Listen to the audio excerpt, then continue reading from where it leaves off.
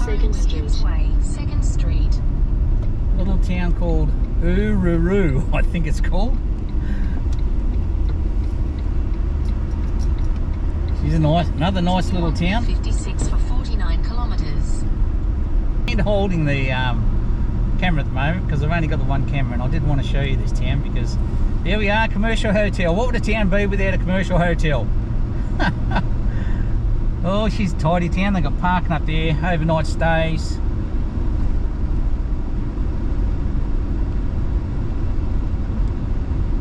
Oh, Boolaroo.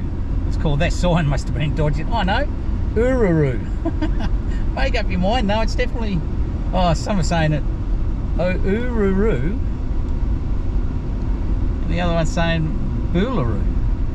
Oh, I'm confused. There's definitely Ururu. Printed on all the hotels and the shop fronts. Another nice little town. Continue on 2nd Street. What am I doing? Straight ahead, yeah. I've got to be a bit careful here, guys. I'm holding this one end, driving the other. Ururu Caravan Park. Port Augusta, 89k. So, well on the way to destination. We are running a bit late. But, hang on, I'll change gears. So that was Ururu. I think it was O-R-R-O-R or something. I can't remember now. You'll see it on the video though. Oh, geez. Bloke should get a medal for being able to pronounce country towns properly when you're out here. The giant gum tree, 350 metres. Oh, maybe we should took a run down there. We'll be out this way again though. But here we are, back on 110. Road's still very good. The verges seem a bit better. They more the dark gravel graded sort of look now, and I can see where people pulled off the side of the road, and it doesn't look too bad. I'd still be very wary in the wet. This soil just doesn't deal with a lot of water, and it turns to sludge and makes a mess too. Just check out the videos of blokes trying to drive the Birdsville track in the wet. You'd never do it again if you got caught out. Hint of rain and I ain't going anywhere near those places, I can tell you right now.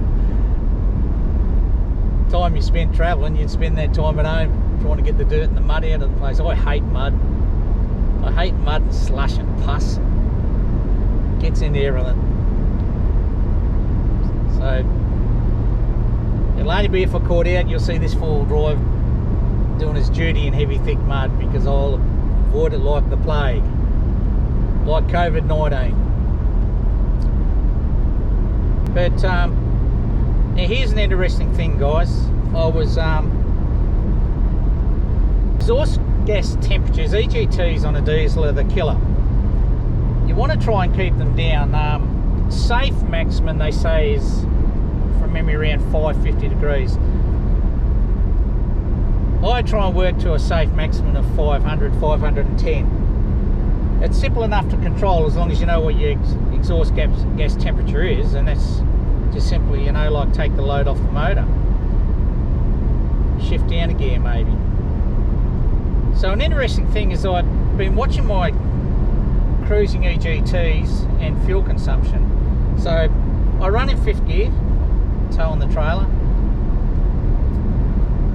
I don't pull hard. If I'm on a hill, you know, I'm pulling hard or something, I'll drop back to 4th and drop my speed a bit. But on these open road cruises, you know, tottering along at 100k, it's fine. Or so I've been told. I find I'm running at 93k an hour at the moment. Now, it's well under the speed limit, but it's probably going to add maybe in the overall trip possibly another 40 minutes to my trip from Broken Hill, if that, running at a slower speed. If I was to run it at that 95k, 96k for the entire run. What I've noticed is the fuel economy has changed from, now I'm off with a full tank and I'm just running at 95k, nice little road, little bit of wind, Bit of headwind actually. And I was averaging about 17.8, 17.9 litres per 100k. Running at, let's just call it 105k. And EGT's over the 400 mark, anywhere from 410 up to 450 on a hill.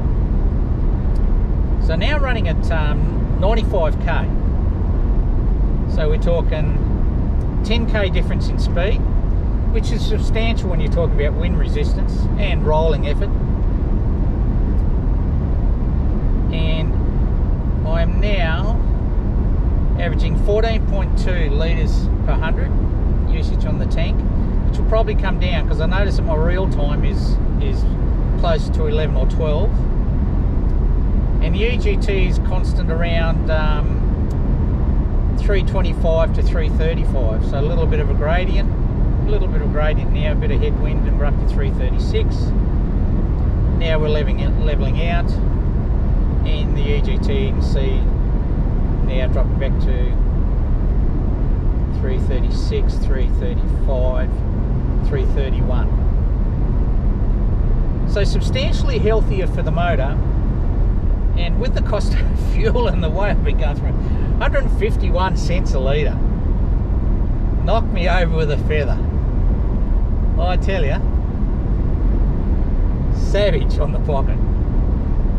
Not the type of budget the old fella, the Commander, likes to run. So fuel consumption is considerably down. Now we're talking 3 litres per 100k on a full tank. You know, we could be talking what, a $7 difference in a full tank. It's probably neither here or there. I mean, you can't even buy yourself a burger at McDonald's for that, I don't think.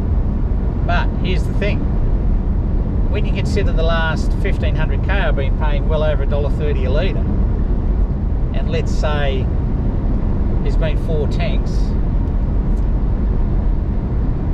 Well, let's say 3 tanks I've used. So let's say 3 full tanks. Excuse me. If we're talking $7 or $8 a tank, that's $24 already. So imagine what that's going to save me when I'm travelling around Australia, when I'm doing 30, when I get, you know, when I've reached 35,000k. The amount of fuel in the long term, or over a year, that's going to save me. That'll be the old fella signing out for now. Not much more to say until we get to Port Augusta. It's a bit of a good feeling getting to Port Augusta actually. We should be there in 38 minutes. So looking forward to it. No time to become complacent. Focus on getting there nice and safe, and all will be good in the land of touring. Cheers guys, look after yourselves. I can't have a beer tonight. You have one if you want, because I've drunk my quota. I decided to make it two cartons a pay, which is a carton a week. That'll have to see me. No beers tonight or tomorrow night. Come think that. Let's see how we go. And I won't be drinking coffee. I had a late coffee last night, and geez, I had trouble sleeping. I normally don't drink coffee in the morning. Anyway guys, look after yourself, eh? The old fella signing off.